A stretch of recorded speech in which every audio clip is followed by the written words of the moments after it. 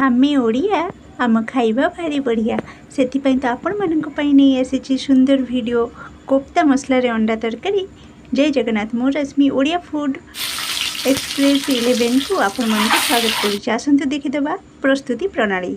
सेथिपाई मो प्रथमे नहीं जाइछि मीडियम साइज 3टी टमाटो 2टी पियाज अदा रसुण कंचा लंका आउ सिझा अंडा। अंडा को सिझे सारी आपण छुरी रे एमिति कट लगेदेवे जहाद्वारा से मसला भल भाव जाई परिबो आउ टेस्टी लागिबो। तो आसंतु एमती सबू अंडा गुड़ी को कट लगेदेवे। एबे गैस ऑन करिबा, कड़ाई बसैबा, कड़ाई को भल भाव गरम होबा को छाड़िबा। कड़ाईटी भल भाव गरम हो गला परे आमे सेथिरे 2 बड़ चामच तेल ऐड करिबा। तेल को भल भाव गरम हो गलानी।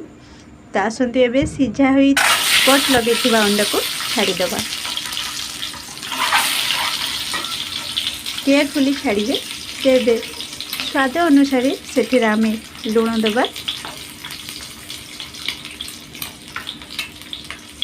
एवं हलदी गुंड दबा।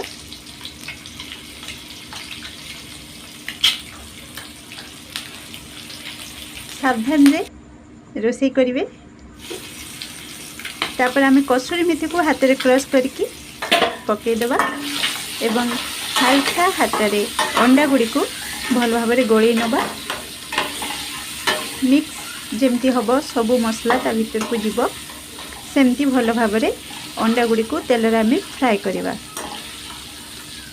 गोल्डन फ्राई हैला पर्यंत ताकू काढ़ी दबा एवं सेई पैन रे आमे गोटा जीरा नबा।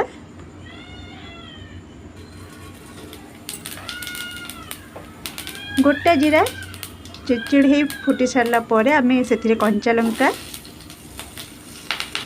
काटिकी रखि कंचा पियाज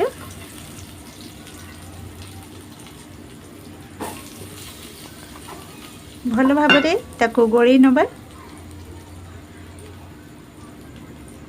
एवं 2टी गुजराती आमे से ऐड करिबा। खोलिकी दबा जहाद्वारा गुजराती रो फ्लेवर बहुत भल भाव आसीबो ग्रेवी रे। तो सब को भल भाव मिसई दबा। किछि समय एमिति भाजिबा। लो फ्लेम रे ए सब को बनेबे। तापर आमे रसुण अदा देकी पुणी भल भाव ताकू मिक्स करि नबा।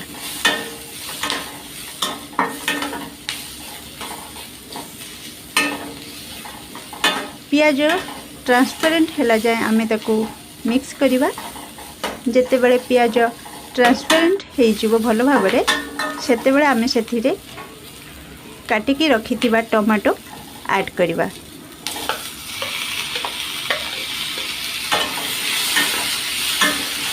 तो लो फ्लेम रे ए सब को आपन को करबा को पड़िबो।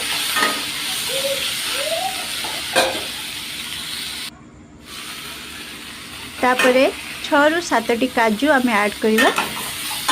भल भाव गोली नबा।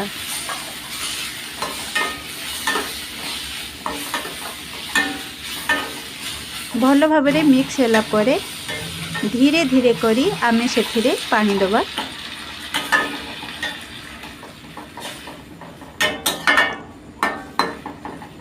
टोटल आधा कप पानी लागुची।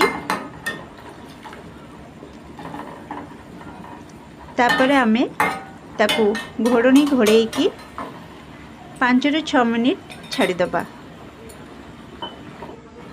5 ରୁ 6 मिनिट हो सारानी। लो फ्लेम रे आमे ताकू छाड़ी थिले। एबे देखंतु बहुत भल भाव स्टीम हो जाइए सब किछि। एबे ताकू ओल्हेकी संपूर्ण ठंडा करके ग्राइंडर रे फाइन पेस्ट कर देबे। तापरे पैन गरम करिवे। 2 बड़ चामच तेल नेबे। 2 बड़ चामच बटर ऐड करिवे। बटर द्वारा ही ए मसलार टेस्ट एनहांस होता है, तो बिल्कुल स्किप करिवे नहीं। तो बटर आ ऑयल भल भाव मिक्स करेंगे। भल भाव मिक्स हो गला परे किछि अदा एवं कंचा लंका को लंबा लंबा करके काटिकिना से छाड़ीदेवे। यह को भल भाव भाजिबे।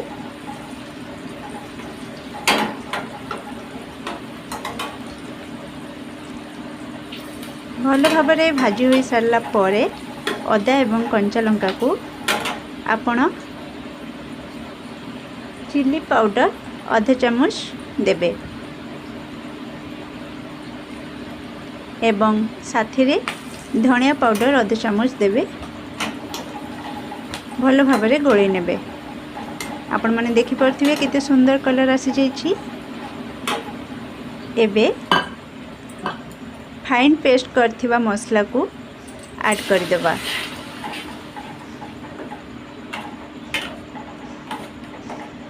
तो कंटिन्यूअसली आपण मसला को चलेबे नहीं तो लगी जीवो। तो मसला को बहुत भल भाव 7 ରୁ 8 मिनिट एमती चलेबे जहाँद्वारा मसलाटी बहुत भल भाव हो एवं हेला परे 7 ରୁ 8 मिनिट पर स्वाद अनुसार लुण गरम मसला एवं कसूरी मेथी को हाथ में क्रश करिकी आपण से पकईदेवे। ये सबू को भल भाव मिक्स करला परे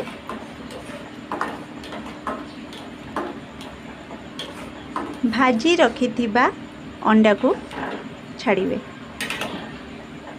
अंडा और ग्रेवी को बहुत भल भाव गोले नेबे जहाँद्वारा अंडा भीतर को ग्रेवीर फ्लेवर पूरा पूरी जीवो।